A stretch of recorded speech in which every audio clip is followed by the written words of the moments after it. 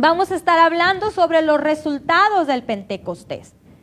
Jesús, en todo su ministerio, en el tiempo de su vida en la tierra, hizo mención de la presencia del Espíritu Santo. Si visualizáramos los evangelios, las partes en las cuales Jesús habla del Espíritu Santo, seríamos transformados, todo cambiaría.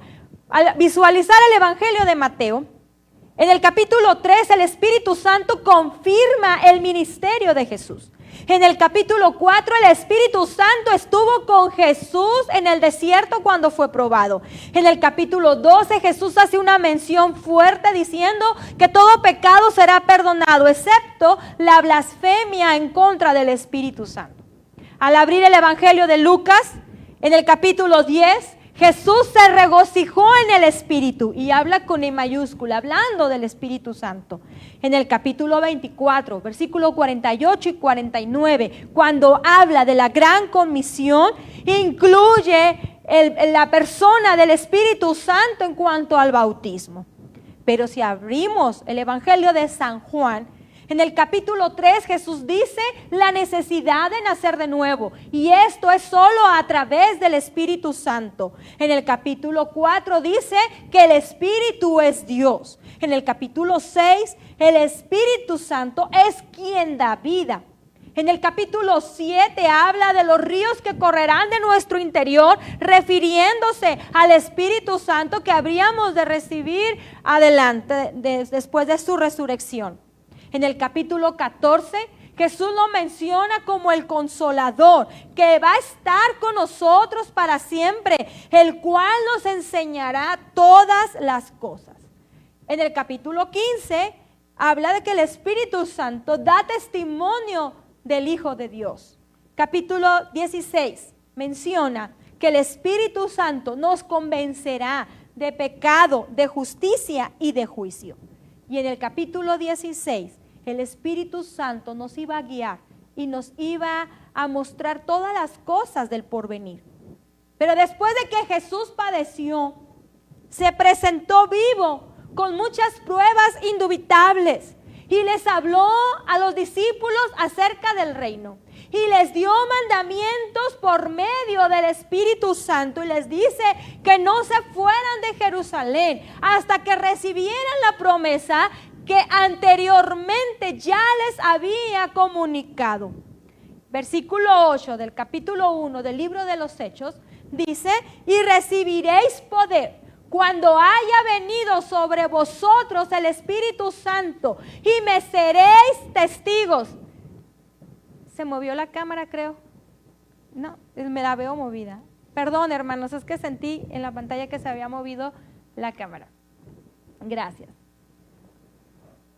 Y me seréis testigos. Tenía que haber resultados, evidencias de la manifestación de la persona del Espíritu Santo en los creyentes. Los resultados tienen que ver con efectos, con consecuencias o con frutos. Como iglesia estamos desafiados a dar resultados de la presencia del Espíritu Santo en nuestra vida y en la congregación. El Pentecostés que narra Hechos capítulo 2 precisamente tiene que ver con una profecía que fue dada por Joel cuando dice: y después de esto derramaré mi espíritu, y comienza a dar la explicación. Este derramamiento también fue profetizado por Juan el Bautista. Juan el Bautista, al mirar a Jesús venir hacia él, dijo: el que viene tras de mí, cuyo calzado yo no soy digno de llevar, él os bautizará con Espíritu Santo y fuego. Ante las reiterativas veces que Jesús mencionó de esta promesa, se cumplió. Hechos capítulo 2, vino el Espíritu Santo. En el versículo 33, 32 y 33 del capítulo 2 del libro de los Hechos, dice: a este Jesús resucitó Dios, de lo cual todos nosotros somos testigos. Así que, exaltado por la diestra de Dios, y habiendo recibido del Padre la promesa del Espíritu Santo, ha derramado esto que vosotros veis y oís. Ves y oís. Tiene que haber efectos. Son resultados. Y el primer resultado tiene que ver con la conversión.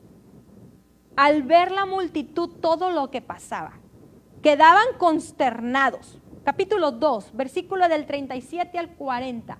En el 37 al final, todos los que presenciaron lo que estaban viviendo los creyentes, dijeron, ¿qué vamos a hacer?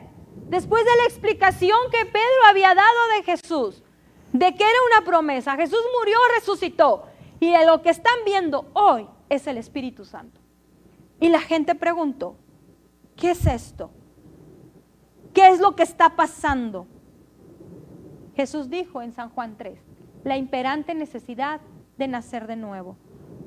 A lo que Pedro estaba contestando, ¿qué haremos? Él les dijo, arrepentíos. Entonces, la conversión tiene que ver con tres partes indispensables, secuenciales que Pedro da. La primera tiene que ver con arrepentimiento. La segunda tiene que ver con bautismo. Y la tercera, con el recibimiento del don del Espíritu Santo. En el arrepentimiento, Pedro le dice, arrepentíos.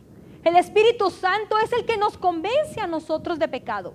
El Espíritu Santo es quien nos convence a nosotros de justicia y de juicio. El arrepentimiento es un sincero cambio que debemos de hacer, de apartarnos de todo aquello que va en contra de los principios establecidos por Dios para vivir la nueva vida otorgada por el Espíritu Santo. El arrepentimiento es una nueva dirección. Es el reconocimiento de mi condición. Yo sin Cristo estoy muerta en mis delitos y pecados. Por lo tanto, necesito de salvación y de perdón. Entonces, el arrepentimiento tiene que ver con un cambio de dirección.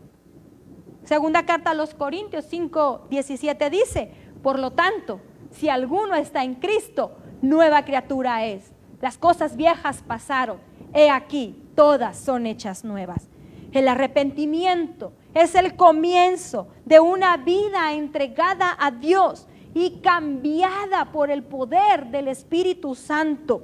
¿Por qué es importante el arrepentimiento? Cada hombre, cada ser humano escoge su camino y quiere seguir en sus propios caminos sin darse cuenta que la Escritura dice que hay caminos que al hombre le parecen rectos, buenos, pero su fin es un camino de muerte. ¿Por qué es importante el arrepentimiento? Porque todos hemos pecado, estamos destituidos de la gloria de Dios. ¿Por qué es importante el arrepentimiento? Porque aquella persona que reconoce su condición y viene a Cristo para hacer una nueva vida transformada, entonces alcanzará misericordia. El mensaje del Evangelio que Jesús nos está mostrando es que para que nosotros podamos participar del reino de Dios es necesario el arrepentimiento. De hecho, es un requisito para que vengan tiempos de refrigerio. Jesús nos ha enseñado y nos manda que todos los hombres vengamos al arrepentimiento. Jesús dijo, yo no he venido a llamar a justos, sino a pecadores al arrepentimiento. Y Jesús vuelve a decir, yo quiero que se predique precisamente en el nombre de Jesús el arrepentimiento y el perdón de pecados en todas las naciones, comenzando desde Jerusalén. Dios manda, Hechos 17:30, que todos los hombres vengamos al arrepentimiento. ¿Cuáles son las consecuencias si no hay arrepentimiento? ¿Qué pasaría con mi vida? Lucas capítulo 13, versículo 3 y 5 lo explica perfectamente. Si no os arrepentís, todos perecerán. Si no hay arrepentimiento, entonces seremos muertos eternamente. Sin arrepentimiento no hay perdón de pecados. Además de esta conversión, como el primer fruto resultado, Pedro estaba hablando de la conversión. y habló del arrepentimiento, pero Pedro añade algo más. Y en el capítulo 2, versículo 38 dice, y bautícense cada uno. El bautismo tiene que ver y es inseparable de la fe. La fe y el bautismo es inseparable. Se supone que la fe es la raíz y el bautismo es el fruto. ¿Qué simboliza el bautismo? Puedes leer Romanos capítulo 6, versículo del 1 al 10. Colosenses capítulo 2, versículo del 11 al 13. Nos explica lo que simboliza el bautismo. El bautismo es la ceremonia que expresa Romanos 6, 3 y 6, que el creyente muere a su vida de pecado. En el mismo capítulo 6 de Romanos, versículo 4, como Colosenses, capítulo 2, versículo 12, es su sepultura con el mundo. Pero también en Romanos nos menciona, en el mismo capítulo 6, versos 4 y 5, la resurrección a una nueva vida. El valor del bautismo se encuentra en la vivencia del significado. El bautismo debe ser practicado por inmersión. Jesús lo instituyó. Jesús fue bautizado por Juan el Bautista. Y dice que saliendo del agua, significa que fue sumergido. Ahora Jesús en la Gran Comisión nos manda que el bautismo debe ser de la siguiente manera. El procedimiento debe ser en el nombre del Padre que envió a su Hijo, en el nombre del Hijo que ha ejecutado la salvación y en el nombre del Espíritu Santo, que es el que nos vivifica, el que hace posible una nueva creación en nuestra vida. No existe un tiempo definido. Hay gente que viene a la iglesia y dura años y no toma la decisión. Necesita revisar cuál es el motivo por el cual no ha dado ese paso de fe para llegar a las aguas bautismales. En el libro de los Hechos, en toda la historia de la iglesia, al escuchar el evangelio de Jesucristo, inmediatamente bajaban a las aguas bautismales. De hecho, me gusta mucho el capítulo 7 del libro de los Hechos, cuando está hablando con el etíope. Y aquí dice, aquí hay agua. ¿Qué impide que yo sea bautizado? Dice. A lo que le contesta, si crees de todo corazón, bien puedes. Y él contesta, yo creo que Jesucristo es el Hijo de Dios. Y cuando dijo esto, hay convicción en su corazón. Y ambos se bajaron del carruaje y fue bautizado en agua. Entonces podemos resumir que el bautismo se relaciona con la muerte, con la sepultura y con la resurrección de Cristo. Robert L. Stausi sugiere un doble propósito. El primero, que en el bautismo nos identificamos con Cristo. Pero el segundo es que nos identificamos con la iglesia. Al unirnos nosotros con Cristo, el creyente forma parte del cuerpo de Cristo. Primera carta a los Corintios, capítulo 12, como Efesios, capítulo 2, así nos lo hace saber. A esta primera evidencia de la conversión, que tiene que ver el arrepentimiento y el bautismo, Pedro añade, y entonces recibirán el don del Espíritu Santo. Jesús otorga su Espíritu Santo a los creyentes. Si nuestro Señor Jesucristo de la gloria no desestimó el ministerio del Espíritu Santo en su propio caso, ¿cómo podemos nosotros vivir independientemente de su poder? De ninguna manera, amado hermano. El Espíritu Santo es el agente indispensable para vivir una nueva vida en Cristo, en nosotros. Pedro finaliza el sermón hablando de la conversión como punto final. Hechos capítulo 2, versículo 40. Sean salvos de esta perversa generación. Es tiempo de dar frutos de la persona del Espíritu Santo en nuestra vida. Seamos salvos de esta perversa generación. El segundo resultado que surgió de este Pentecostés tiene que ver con la integración. Hoy el concepto de membresía o ser parte del cuerpo de Cristo se ha diluido. La gente piensa que ser miembro de una congregación no es necesaria, no es útil o es considerada como algo anticuado. Es verdad que en este tiempo de pandemia que tenemos que resguardarnos, no hemos podido congregarnos en la casa de Dios. Pero haría una reflexión. Antes de esta pandemia, muchos dejaron de congregarse. Cuando volvamos a reunirnos, ¿cuántos regresarán realmente? ¿O se les hará fácil volver a decir, mejor yo sigo en la iglesia los mensajes por transmisión? Y dejarían de congregarse. Eso no está bien. Bendito Dios que tenemos la tecnología para llegar a sus hogares, para poder alcanzar.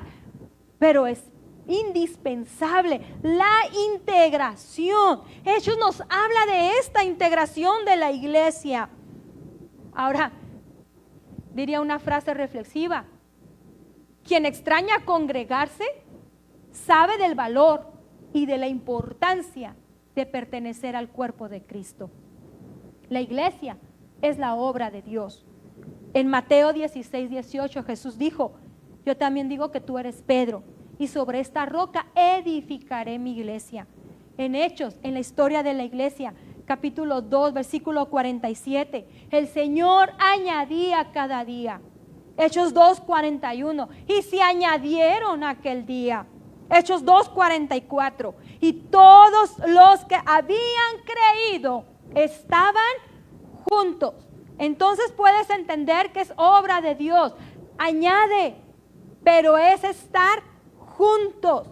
La organización de la iglesia apostólica, de la primera iglesia, más que ser una iglesia cristiana, era una verdadera familia. Estaban unidos por verdaderos lazos. Hechos, capítulo 4, versículo del 32 al 37 nos muestra esta integración, esta unidad. ¿Qué unidad había? ¿Qué es lo que los hacía estar juntos? Versículo 42. Perseveraban en la doctrina de los apóstoles. Unidad en la doctrina. Era una iglesia enseñable. Tristemente, a muchos no les gusta la escuela dominical o los miércoles de enseñanza. Espero que no sea tu caso. Pero era una iglesia enseñable, que le gustaba indagar en las escrituras. Nosotros como asambleas de Dios tenemos 16 principios de fe, que debes conocerlos muy bien, creerlos y defenderlos. Había unidad en el versículo 42 que dice: perseveraban en la comunión unos con otros. Unidad familiar. Los hermanos se miraban como una familia, se ayudaban mutuamente, pero también había unidad en la adoración. Perseveraban en el partimiento del pan. El partimiento del pan, a lo que está mencionando la porción, es la celebración de la Santa Cena, que representa la adoración a Dios. Había unidad en adoración. Todos los creyentes participaban en la adoración. Había también unidad en la oración, unidad en las actividades de la iglesia. Dice, perseveraban en las oraciones. No habla de manera singular en la oración, como un solo servicio de oración. Quiere decir que había programas donde ellos tenían horarios o actividades dentro del templo, donde podían ellos ejercer la unidad de la enseñanza, la unidad de la adoración, la unidad de la comunión. ¿Qué podemos nosotros decir de la iglesia? Cuán importante es que todos nos integremos, seamos parte del cuerpo de Cristo, identificarnos primeramente con Cristo, identificarnos con el templo. Somos templo, somos la iglesia, templo de la hermosa, de identificarnos en la doctrina, en la adoración, en la oración. Primero los Corintios 12 habla de esta importancia de la integración. Capítulo 12, primera carta a los Corintios, versículo 4 y 6, menciona que hay diversidad de dones, ministerios y operaciones en todos. Versículo 7, para provecho. Versículo 11, el Espíritu Santo es quien lo reparte como Él quiere. Versículo 27 y 28, sois del cuerpo de Cristo y miembros cada uno en particular. Escucha la frase, y los puso Dios en la iglesia. En Efesios 4 también habla de esta integración. Capítulo 4, versículo 6. Hay un Dios que es sobre todos, por todos y en todos.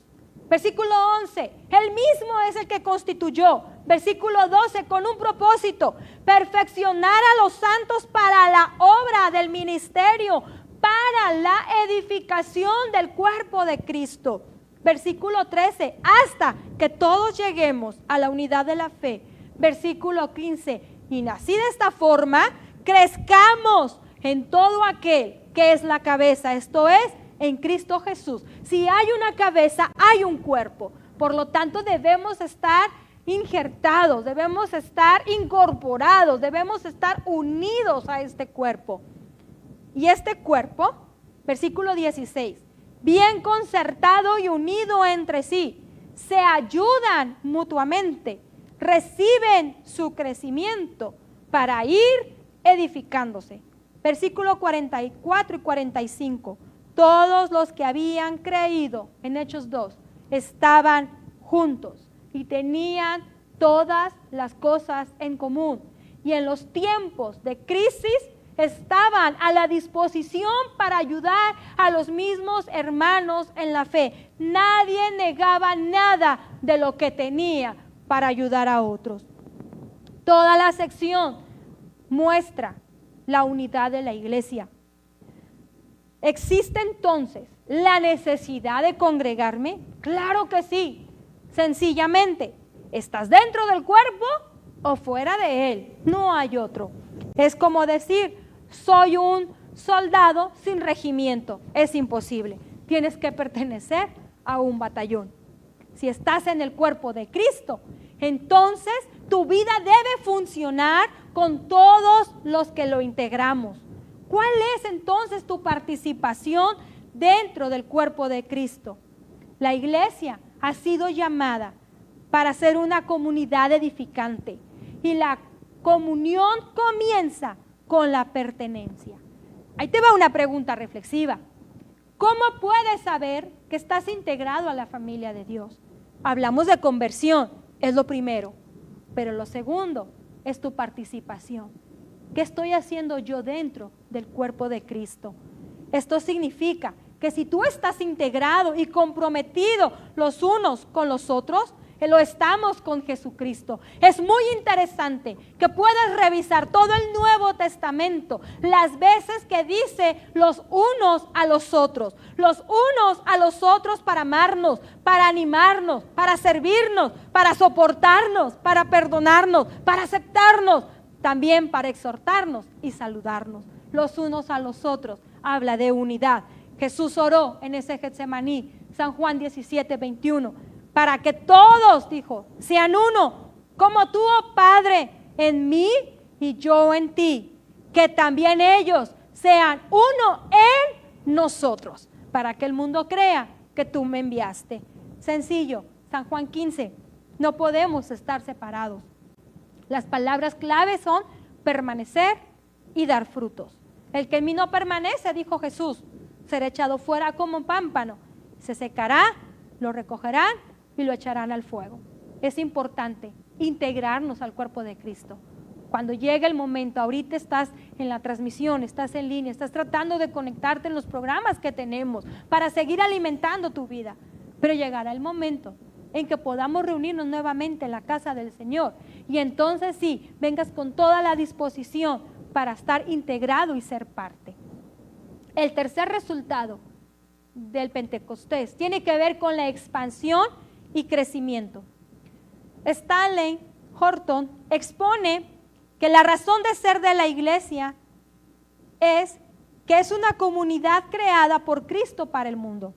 Cristo se entregó por la iglesia y después la capacitó por su Santo Espíritu para ser testigos por todo el mundo del poder y del Evangelio. La iglesia ha sido encomendada bajo autoridad sin restricciones geográficas, sociales o raciales. La obra de Jesús es la obra de la iglesia.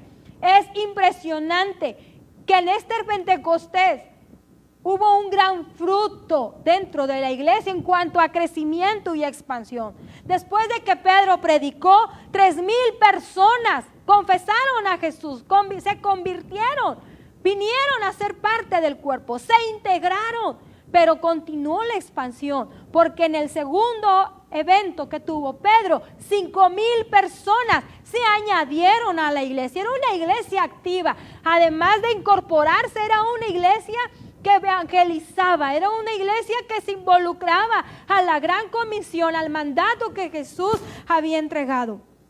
Una vida en la plenitud del Espíritu Santo siempre traerá como consecuencia el crecimiento de la iglesia. No podemos ser los mismos números dentro de la iglesia. No podemos ser los mismos 150 en este año. No podemos ser 150 en 2, en 3, en 4 años. Es hacer una evaluación, es reflexionar nuestra posición en el cuerpo de Cristo, saber que la obra de Cristo es la obra de la iglesia y es menester de nosotros predicar el reino de los cielos y el arrepentimiento.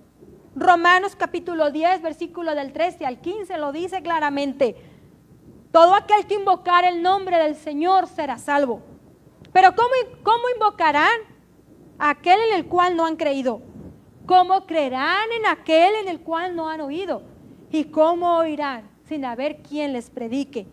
¿Cómo predicarán si no fueren enviados? Somos enviados. Mateo 28, 19, 20, es sorprendente ver la palabra toda. Tenemos toda potestad, tenemos toda autoridad para ir. Es ir a todas las naciones, enseñar todas las cosas que Él nos ha dejado en su palabra. Y lo más hermoso es que Él estaría con nosotros todos los días hasta el fin del mundo. No hay límites para esta gran comisión. En este tiempo tan crítico, puedes visualizar los mensajes de Messenger o de Facebook, las noticias. Miles de personas han muerto por la pandemia.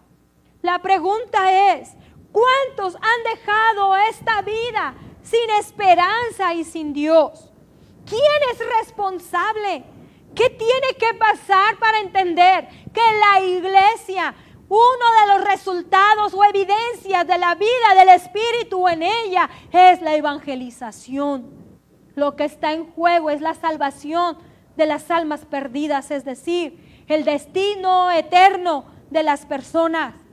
Te voy a ofrecer algunas máximas. Este es un anónimo. Las almas que mueran hoy no podrán escuchar mañana. Oswald Smith dijo: hablamos acerca de la segunda venida de Cristo cuando la mitad del mundo no sabe de la primera. Carlos Henry: el evangelio solo son buenas noticias si se llega a tiempo.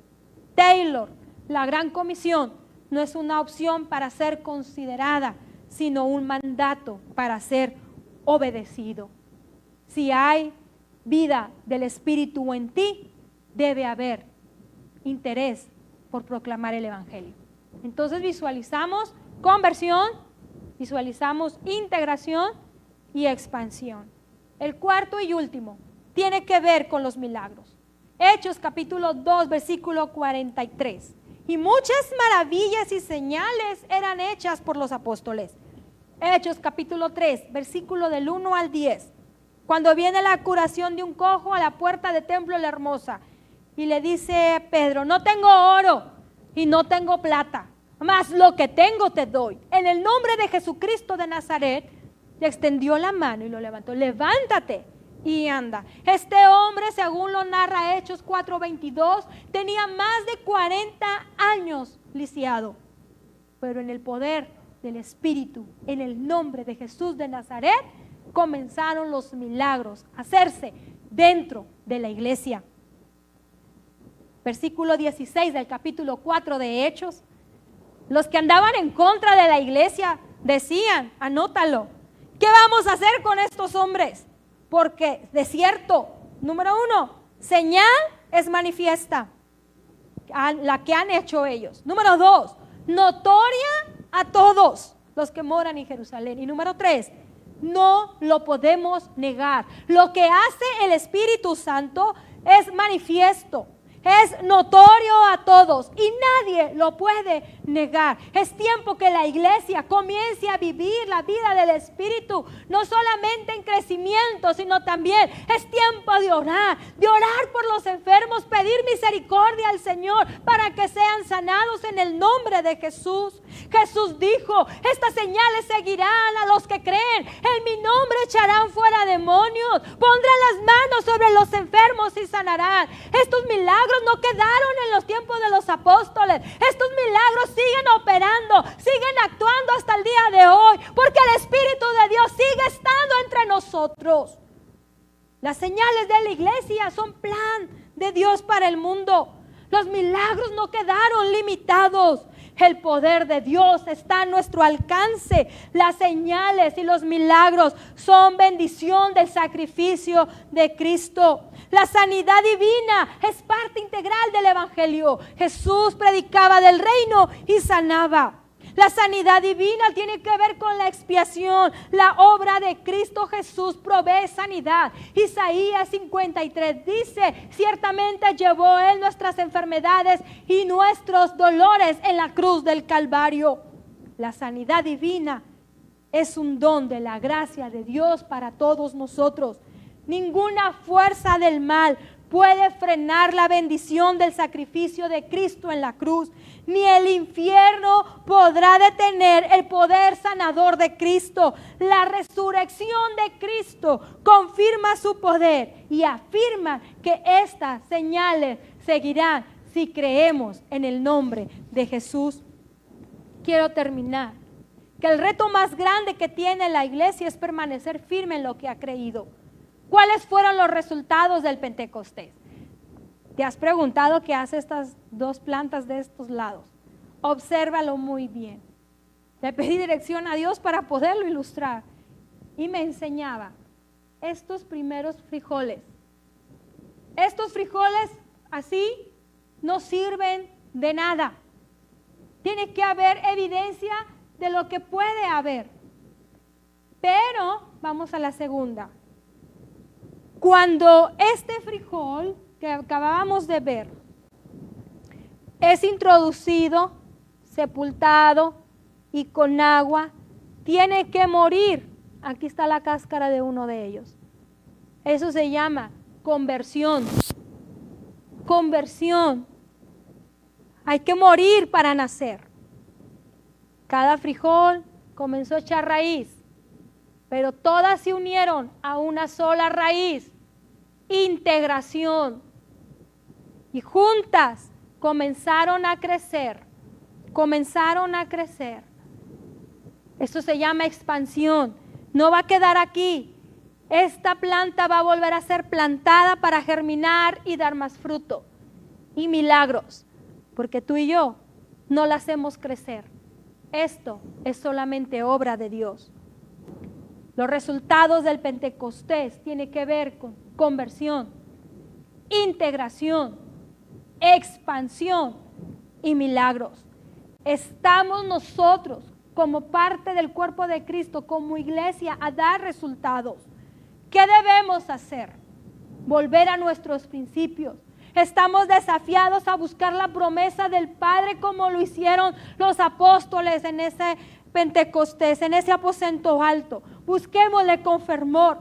Estamos desafiados a volver a nuestras raíces pentecostales, proclamando y viviendo el Pentecostés. Estamos desafiados a la expansión. Proclamemos a otros el Evangelio, que es poder de Dios para salvación. Estamos desafiados a integrarnos todos los que hemos confesado a Jesús como su Señor para ser parte de la edificación. Estamos desafiados a creer en Dios y ver nuevamente milagros. Como iglesia en este siglo XXI debemos continuar los hechos del Espíritu Santo. Es tiempo de dar evidencia, resultados de la vida del Espíritu Santo.